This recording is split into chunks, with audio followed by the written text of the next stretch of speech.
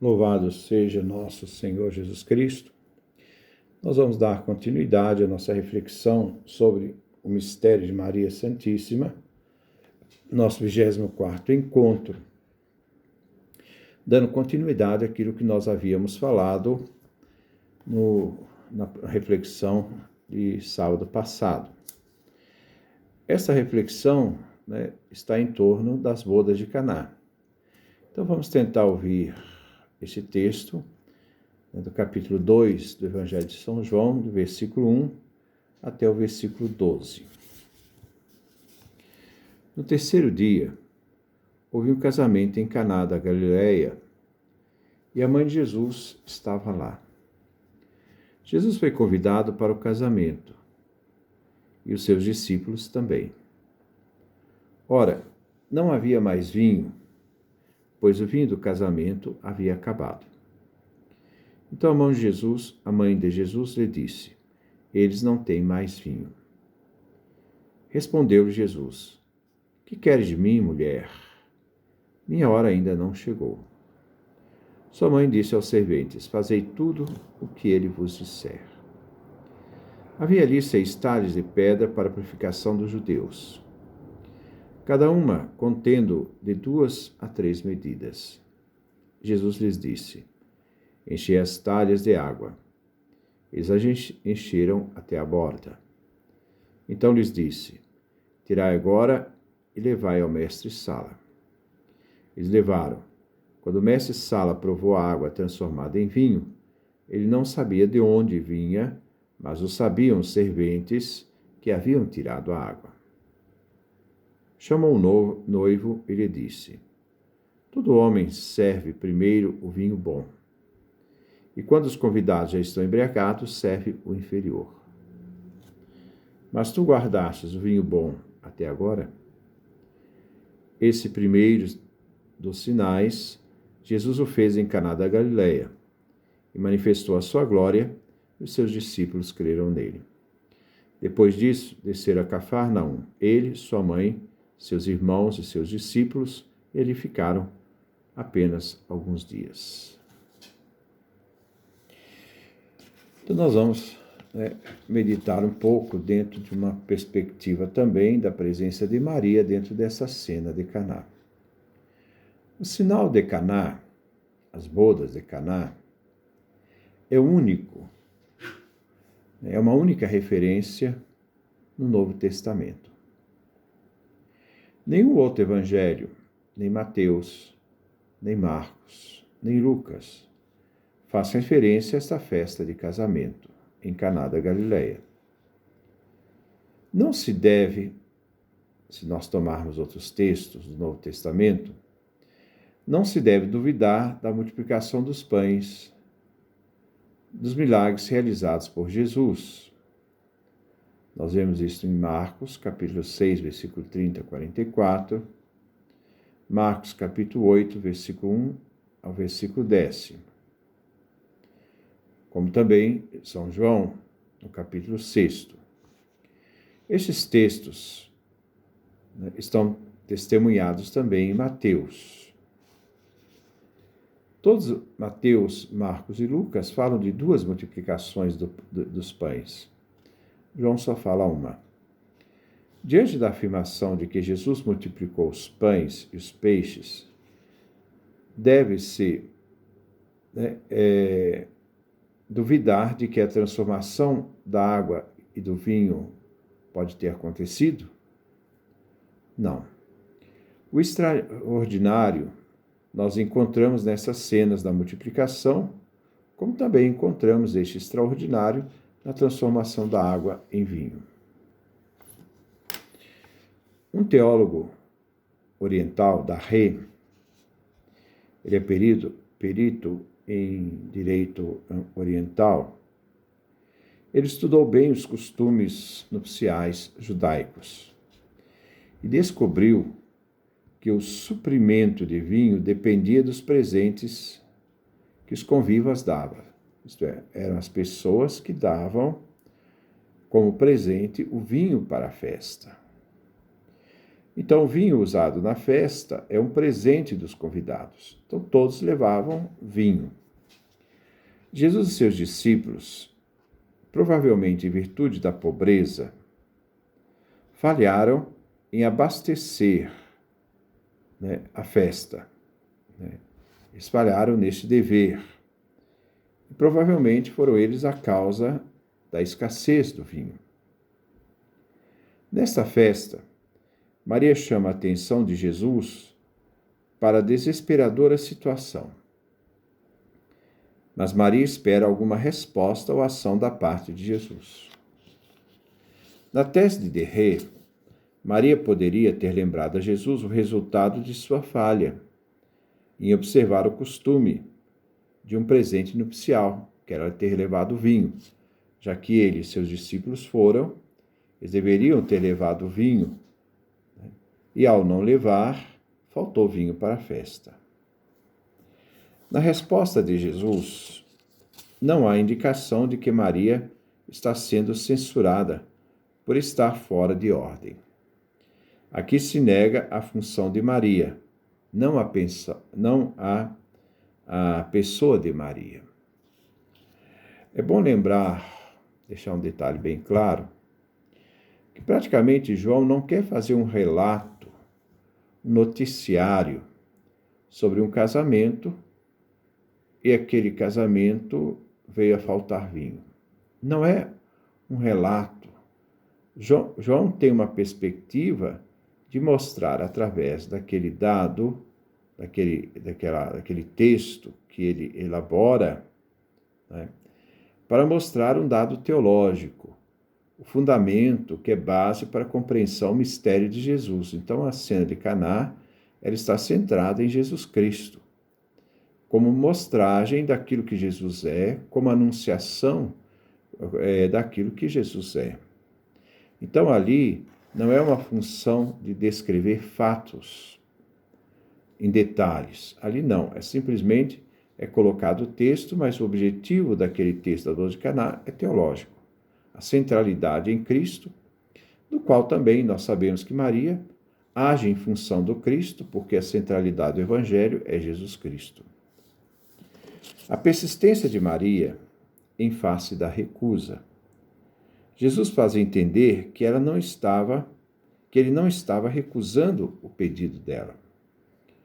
Esta persistência de Maria parece convencer Jesus a agir. E a despeito da recusa de Jesus em atender à intervenção solicitada por Maria, isso propicia a ocasião dos primeiros sinais de Jesus, transformar água em vinho. Quando Maria diz aos serventes, fazei o que ele vos disser, quer enfatizar no texto a soberania de Jesus. Maria confia espontaneamente na soberania de Jesus, que prepara o caminho para o milagre.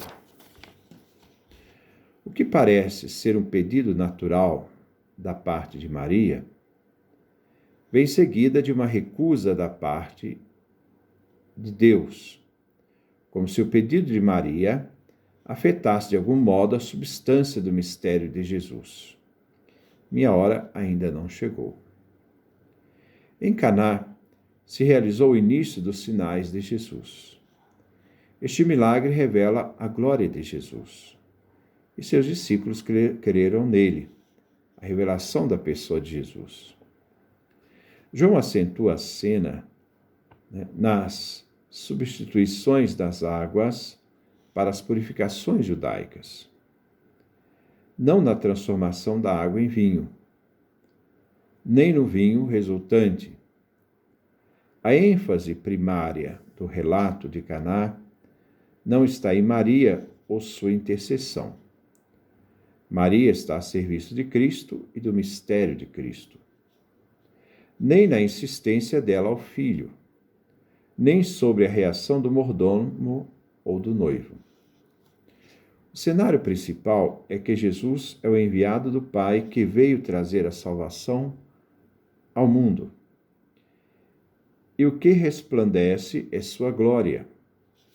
e se enfatiza a reação, a fé dos discípulos que creram em Jesus. Caná revelou a glória de Jesus. Se este foi o primeiro sinal, este está conectado com os outros sinais do Evangelho de João. João quer acentuar que a água prescrita para a purificação judaica se transforma em vinho bom. Esta substituição é um sinal de quem é Jesus, o enviado do Pai, que agora é o único caminho para o Pai. Assim, tudo o que se refere aos costumes e festas anteriores na presença de Jesus perdem sentido. O casamento aparece como um símbolo do cumprimento messiânico. Outro sinal de Caná. Então, diante disto, Caná e a transformação de água em vinho é um símbolo do cumprimento messiânico. Outro símbolo de Caná é a substituição da água em vinho bom. Quando o mestre Sala diz ao noivo: guardaste o melhor vinho até agora, vem entendida a cena como proclamação dos dias messiânicos. Quando Maria diz: eles não têm mais vinho, é uma reflexão sobre a esterilidade da purificação judaica. A abundância de vinho, cerca de 450 litros, se torna compreensível a partir dos profetas, que anunciavam de que nos dias finais se terá abundância de vinho. Nós vemos lá no livro do profeta Amós, capítulo 9, versículo 13 e 14, Oséias, do capítulo 14, versículo 7, e outros profetas. Os discípulos, vendo os sinais dos tempos messiânicos, acreditaram em Jesus. Vejamos alguns detalhes do texto. Primeiro, a mãe de Jesus. O título mãe, seguido do nome do filho, Jesus, significa um título de honra, sinal de que foi afortunada de gerar um filho. João não denomina a mãe de Jesus no seu evangelho como Maria, mas simplesmente trata com esse título, que é um título de honra dado a Maria. Segundo ponto, Maria diz: eles não têm mais vinho. Lembra a intervenção dos discípulos: eles não têm o que comer. Marcos 8, 2. A multiplicação dos pães. Terceiro ponto, mulher. Não se trata de uma tentativa de rejeitar ou desvalorizar a relação de mãe e filho, pois Maria é denominada a mãe de Jesus, é um título de honra. Aqui existe um título simbólico, a mulher do Gênesis, a nova Eva. Nós já refletimos duas vezes sobre esse texto. Quarto ponto. O que isto tem a ver contigo e comigo? Parece significar: isto não é problema nosso. Isto é, não é problema dele nem dela. O fato que Jesus se refere à sua hora, minha hora ainda não chegou, reflete que a hora é o próprio momento da sua paixão, da sua morte, ressurreição e ascensão. A hora de Jesus não está no controle dele, enquanto a realidade humana de Jesus. Jesus não está no controle da sua hora, mas está no controle do Pai, porque ele veio para fazer a vontade do Pai. João 12, versículo 27. Jesus vai realizar a vontade do Pai. Então, Jesus está nessa disposição ao Pai, para a hora que o Pai determinou. E por isso, a realidade da manifestação plena em Jesus será na cruz. Quinto ponto. Fazei o que ele vos disser. Maria aqui quer dizer aos serventes: se ele vos disser algo, não importa o que seja, fazei-o. Maria não tinha dúvida de que Jesus iria intervir, mas ela não sabia como ele iria intervir. Quer dizer, Maria coloca o servente dizendo: fique à disposição dele, o que ele falar é isso aí que vai ser feito. Sexto, 6 talhas de pedra. Aqui o símbolo é o número 6, é o símbolo da imperfeição. E talhas de pedra se refere em Êxodo, capítulo 7, versículo 19. A cena, quando Moisés transforma em sangue a água nas talhas de pedra egípcias. Na tradição do Levítico, as talhas de pedra, pelo material, não poderiam adquirir impureza, deveriam ser puros. Então, são realidades, é um texto teológico. A centralidade da cena não deve ser vista a partir de um dado histórico, não. Mas João vai usar essa cena para mostrar alguns elementos centrados em Jesus Cristo. Não só a promessa messiânica, não só a reflexão de que o tempo messiânico será uma grande bodas. Todos esses elementos querem acentuar o mistério teológico do texto. Maria, então, aqui no texto, vai aparecer como aquela que dispõe para a realização messiânica, as pessoas à disposição para aquilo que Jesus vai realizar. Mas, no fundo, Jesus deve realizar a vontade do Pai. É para isto que ele veio. E a realidade do Pai está centrado no maior sinal, que é o sinal da sua morte, ressurreição e ascensão. Paixão, morte, ressurreição e ascensão. Então, essa função de Maria, essa função de honra que ela tem em relação a Jesus, ela aparece na cena como uma realidade que vai fazer com que Jesus se prontifique a manifestar esses 2 grandes sinais, os sinais messiânicos.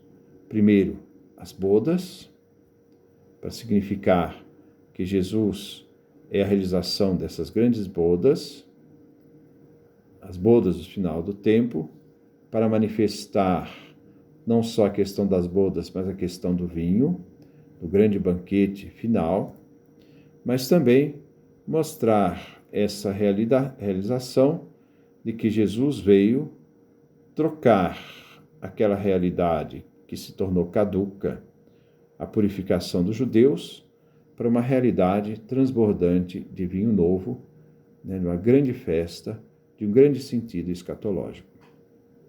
Isso é do fim dos tempos. Então, nós vamos ver São João, que coloca esta presença de Maria para dar um fundamento teológico à própria missão e vida de Jesus Cristo, dentro do seu Evangelho. Então, que Deus nos dê a sua graça, a sua bênção, a sua face resplandeça sobre nós.